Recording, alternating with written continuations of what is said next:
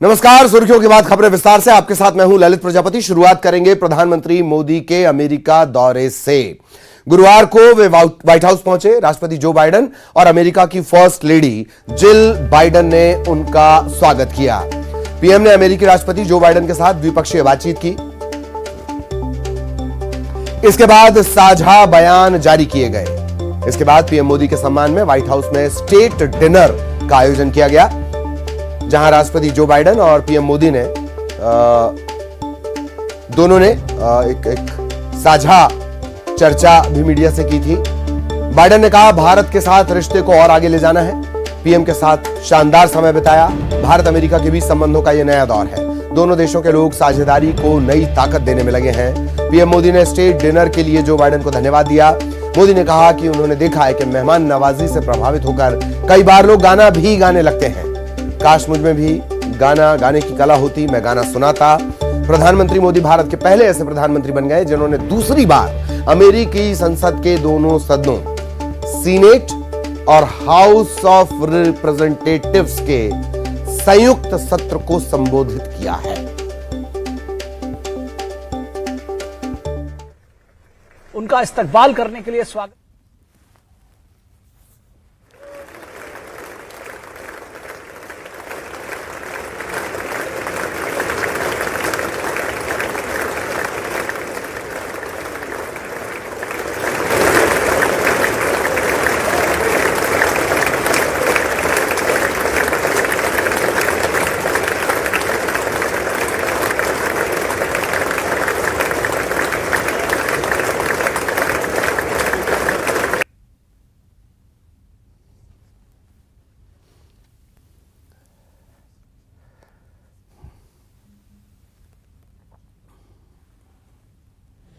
आज के शानदार रात्रि भोज के आयोजन के लिए मैं प्रेसिडेंट बाइडेन के प्रति हृदय से आभार प्रकट करता हूं। मैं डॉक्टर जिल बाइडेन का विशेष रूप से आभारी हूं कि उन्होंने मेरी यात्रा को सफल बनाने के लिए निजी रूप से इतना ध्यान दिया, इतने प्रयास किए। आज के भव्य आयोजन के लिए मैं उनका हृदय से अभिनंदन करता हूं। आपने अपने घर के दरवाजे मेरे लिए खोले। स्पेशल जेस्चर के लिए आपकी मित्रता और गर्मजोशी भरे आदर सत्कार के लिए भी मैं आपका हृदय से बहुत बहुत आभारी हूं। मैंने देखा है कि आपकी मेहमान नवाजी से प्रभावित होकर कई बार आपके मेहमान गाना भी गाने लगते हैं। काश मुझ में भी गाने की कला होती तो मैं भी आपको कुछ सुनाता। हमारे साथ उपस्थित दोनों देशों के सभी महानुभाव, लोकतंत्र और विविधता के मूल्यों को जीवन में साकार करते ये लोग हमारी सबसे कीमती पूंजी है। आपने जापान में हम जब बैठे थे क्वाड के समिट में, तब आपने अपना एक प्रॉब्लम मुझे कहा था और आपके लंबे सार्वजनिक जीवन के अनुभव को देखते हुए मुझे विश्वास है कि आपने उस प्रॉब्लम का समाधान कर लिया होगा और जितने लोग यहां आना चाहते थे, आप उन सभी को यहां पर सीट फिट कर पाए होंगे। और इधर 27 जून को भोपाल आने वाले हैं प्रधानमंत्री मोदी। 3 घंटे वो राजधानी भोपाल में रुकेंगे। सुबह 10:15 पर उनके पहुंचने का कार्यक्रम है। बरकतुल्लाह यूनिवर्सिटी सड़क मार्ग से वो 10:30 बजे कमलापति स्टेशन पहुंचेंगे। स्टेशन से भोपाल से इंदौर और जबलपुर, इनके लिए वंदे भारत ट्रेन को वो हरी झंडी दिखाएंगे। इस दौरान 8 ट्रेनों के प्लेटफॉर्म बदल दिए जाएंगे। आम यात्रियों को 5 नंबर प्लेटफॉर्म से एंट्री मिलेगी। 11 बजे प्रधानमंत्री नरेंद्र मोदी सड़क मार्ग से मोतीलाल नेहरू स्टेडियम जाएंगे। बूथ कार्यकर्ता सम्मेलन को संबोधित करेंगे। प्रधानमंत्री मोदी की सुरक्षा में 4000 जवान तैनात किए जाएंगे। 40 आईपीएस अधिकारियों की ड्यूटी लगाई गई है। हालांकि एक रोड शो की परमिशन भी मांगी गई थी, रोशनपुरा से लेकर रानी कमलापति तक, लेकिन रोड शो की परमिशन पीएमओ की तरफ से नहीं दी गई है।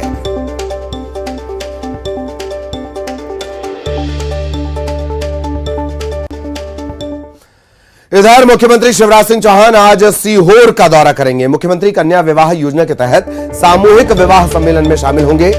मुख्यमंत्री शिवराज सिंह चौहान सीहोर की बुधनी विधानसभा के गिल्लौर गांव में यह आयोजन होना है। तकरीबन 470 जोड़ों का विवाह होना है। 43 निकाह भी इसमें होंगे। शाम 4 बजे मुख्यमंत्री शिवराज सिंह चौहान सीहोर पहुंचेंगे।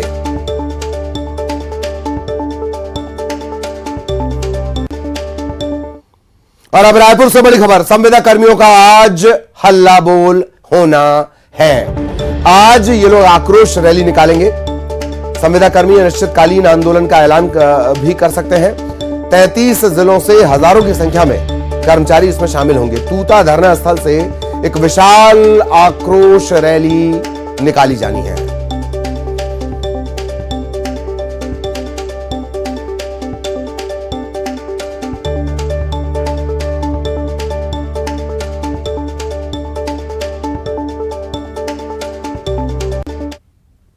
रायपुर से एक और बड़ी खबर, आज से रायपुर में वीएचपी विश्व हिंदू परिषद का 5 दिवसीय राष्ट्रीय सम्मेलन है। देश भर से वीएचपी के पदाधिकारी इसमें पहुंचेंगे, कार्यकर्ता इसमें पहुंचेंगे।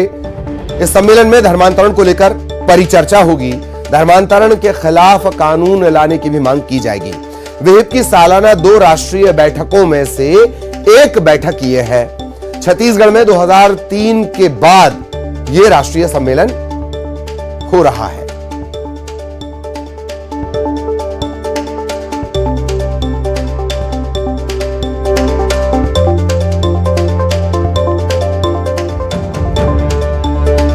आज से रायपुर में विश्व हिंदू परिषद का ये सम्मेलन शुरू हो रहा है। पूरे देश भर से इसमें पदाधिकारी और कार्यकर्ता पहुंचेंगे।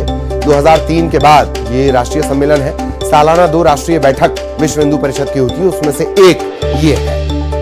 धर्मांतरण, इसके परिचर्चा जो होगी इस दौरान, उसमें धर्मांतरण पर फोकस होगा। धर्मांतरण के खिलाफ कानून लाने की मांग इस बैठक के दौरान की जाएगी।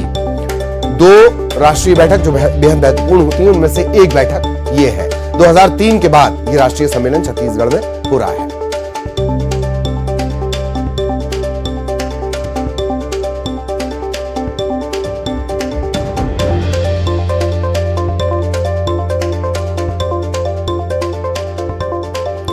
तो रायपुर में आज से विश्व हिंदू परिषद का 5 दिवसीय राष्ट्रीय सम्मेलन होने जा रहा है।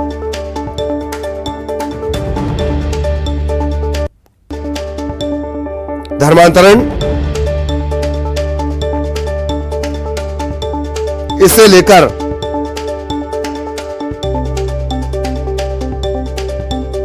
चर्चा यहां पर होगी।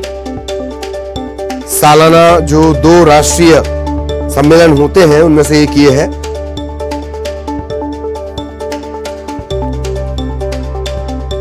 सहयोगी युगल इस वक्त हमारे साथ जुड़ चुके हैं। युगल के पास आपको लिए चलेंगे और उनसे और विस्तार से जानकारी लेंगे।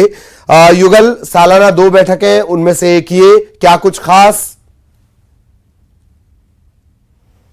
देखिए ललित, केंद्रीय प्रबंध कार्य समिति की विश्व हिंदू परिषद की अहम बैठक होगी और आज से बैठक का दौर है, लगातार जारी रहेगा। कल प्रमुख बैठक है वो रहेगी और छत्तीसगढ़ में जिस तरह से धर्मांतरण का मुद्दा लगातार गरमाया हुआ है, छाया हुआ है, और वो एक प्रमुख एजेंडे के रूप में शामिल किया जाएगा। विश्व हिंदू परिषद हर साल एजेंडे पर चर्चा करती है और उसे साल भर उसे मूर्त रूप देने में लगी रहती है। अगर हम बात करें छत्तीसगढ़ में, तो धर्मांतरण को लेकर के शुरू से चर्चाओं पर रही है छत्तीसगढ़। तो ऐसे में बीजेपी भी लगातार धर्मांतरण के मुद्दे हैं उठाते रही है। अब जो विश्व हिंदू परिषद है उस पर भी रायशुमारी होगी और अहम बात यही है कि धर्मांतरण को लेकर के कानून बनाने की मांग है वो जो संभावित है वो की जा सकती है। तो ऐसे में विश्व हिंदू परिषद यहाँ पर काफी जो उनके राष्ट्रीय स्तर के जो पदाधिकारी हैं सभी आए हुए हैं और रायशुमारी करेंगे। तो ये कहा जा सकता है चूंकि चुनावी वर्ष भी है और ऐसे में धर्मांतरण का मुद्दा लगातार छत्तीसगढ़ में लगातार छाया हुआ है और और ऐसे में विश्व हिंदू परिषद किस तरह से आगे इसे ले जाती है या फिर किस तरह के निर्णय लेते हैं। और ये अभी जो जानकारी आ रही है तो नए कानून धर्मांतरण को लेकर के बनाने की मांग है वो कर सकते हैं। जी, एक और बड़ी महत्वपूर्ण बात है जिस पर गौर करना होगा युगल, कि धर्मांतरण को सेट कर दिया गया मुद्दे के तौर पर विपक्ष की तरफ से 2003 से लेकर 2023 तक। इस बीच महानदी में बहुत पानी बह गया है, यह असर डालेगा चुनाव पर सीधा। जी ये बिल्कुल देखिए, धर्मांतरण का मुद्दे को लेकर के छत्तीसगढ़ में राजनीति कोई नई बात नहीं है। पहले धर्मांतरण का मुद्दा आता है, उसके बाद घर वापसी कराया जाता है और उसे लेकर के राजनीतिक सुर्खियां भी बटोरी जाती है, वाहवाही भी लूटी जाती है। और छत्तीसगढ़ में अभी तो फिलहाल धर्मांतरण सरकार है वो लगातार आरोप लगा रही है कि जब बीजेपी का शासनकाल था तो उस समय अधिक चर्च बने थे, उस समय अधिक धर्मांतरण हुआ था।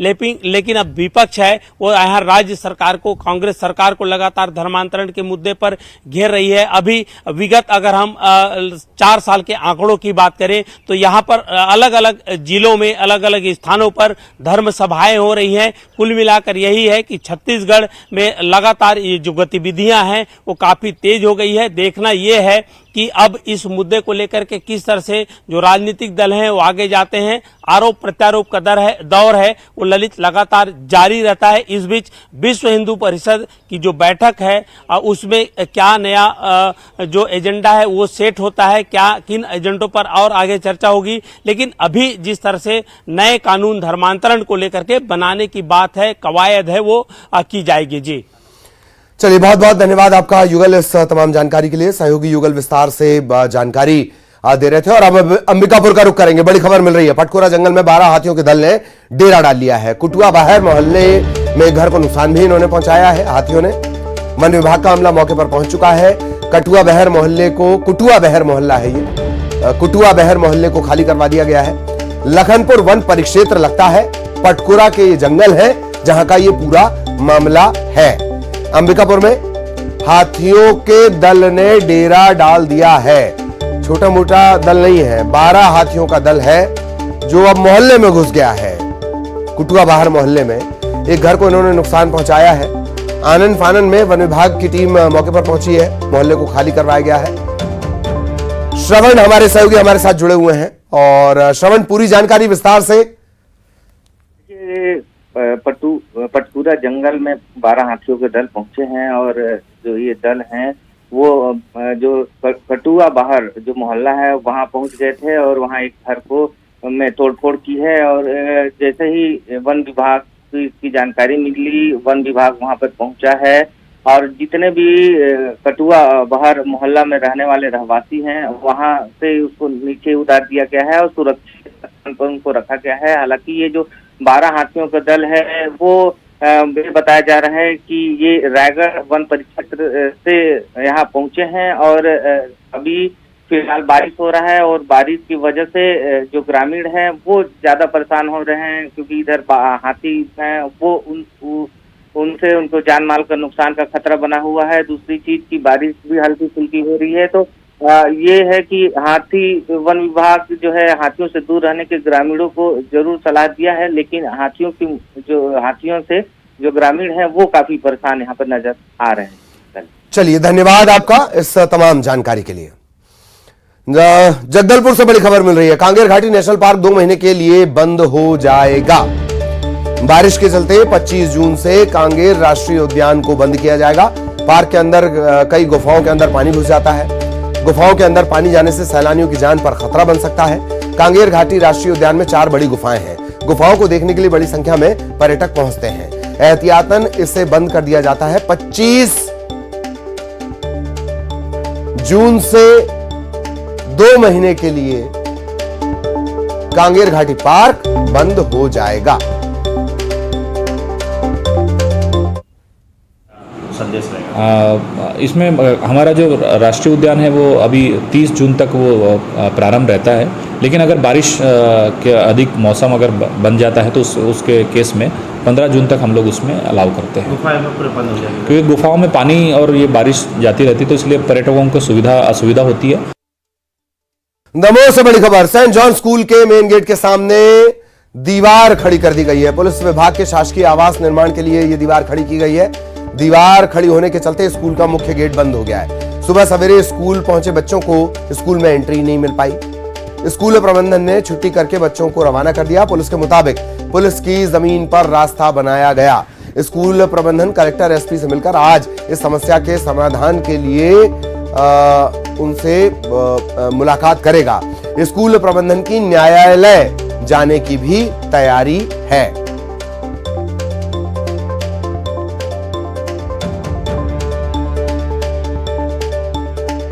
सहयोगी आशीष हमारे साथ दमोह से जुड़ रहे हैं। आशीष के पास हम आपको लिए चलेंगे। आशीष आपको नजर आ रहे होंगे। आशीष, क्या कुछ होगा इन बच्चों का भविष्य, पूरा मामला क्या है, यह भी जरा बताएं जी।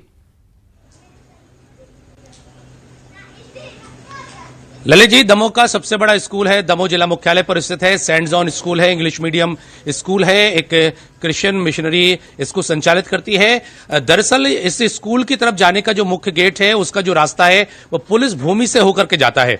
लंबे वर्षों से, कई वर्षों से इसी भूमि से बच्चे, अभिभावक और स्कूल का स्टाफ भी इसी रास्ते से होकर के जाता है। लेकिन पुलिस के आवासों का निर्माण इन दिनों किया जा रहा है और इसी निर्माण के चलते यह दीवार यहां पर खड़ी की गई और दीवार खड़ी किए जाने के चलते जो सेंट जॉन स्कूल का मुख्य द्वार जो है वो पूरी तरह से बंद हो गया है। इसको लेकर के जब सुबह सवेरे पेरेंट्स अपने बच्चों को लेकर के पहुंचे तो वहां पर स्कूल का गेट बंद मिला, स्कूल स्टाफ भी बाहर मिला। स्कूल प्रबंधन समिति के लोगों का कहना था कि यह जो भूमि है जिससे वो लोग आते जाते हैं वह कई वर्षों से है और उनका भी उस पर अधिकार है, उनके पास कुछ डॉक्यूमेंट्स हैं उसको लेकर के। और पुलिस विभाग का कहना था कि पूरी जमीन पुलिस विभाग की है और इस विभाग की जमीन से ही सेंट जॉन स्कूल का प्रबंधन और बच्चे इस पर से निकलते थे। और चूंकि यहां पर पुलिस के आवास बनाए जाने हैं और इसको लेकर के वहां पर दीवार खड़ी की गई है। महत्वपूर्ण बात यह है कि यह जो दीवार खड़ी की गई उस वजह से सुबह सवेरे जो स्कूली बच्चे, सैकड़ों बच्चे जब पहुंचे तो उनको प्रबंधन के द्वारा छुट्टी किए जाने की बात कही गई। प्रवेश चूंकि नहीं मिल सका क्योंकि मुख्य द्वार उनका बंद था। ऐसे हालात में अब स्कूल प्रबंधन के सदस्यों का कहना है, प्रिंसिपल का कहना है कि कलेक्टर एसपी से बात करेंगे और उसके साथ ही न्यायालय जाने की भी तैयारी की बात सामने आ रही है। ललित जी जी जी, दो महत्वपूर्ण बातें हैं। एक, किसी की जमीन पर कब्जा करना नहीं चाहिए, लेकिन निस्तारी जमीन देने के नियम भी होते हैं। दूसरा, पुलिस महकमे को इतनी जल्दी इस बात की चिंता आ गई कि उनकी जमीन से इस तरह से निस्तार हो रहा है, स्कूल के बच्चे आना जाना कर रहे हैं। कोई वजह यह भी क्या हो सकती है कि सेंट जॉन्स का नाम है स्कूल का? जी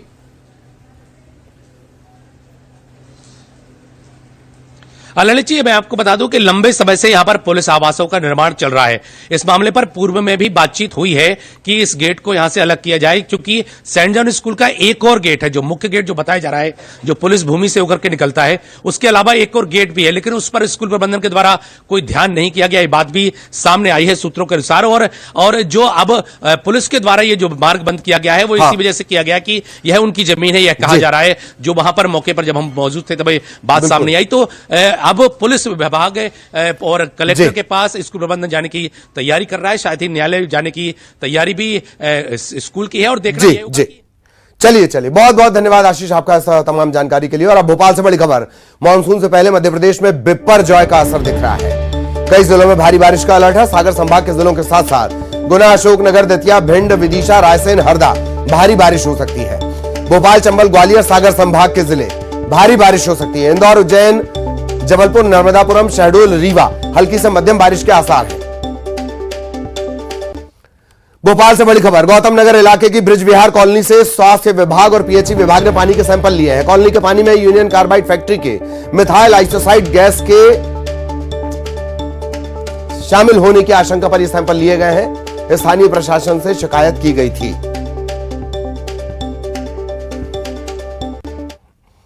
और इसी के साथ इस बुलेटिन में इतना ही। खबरें जारी हैं।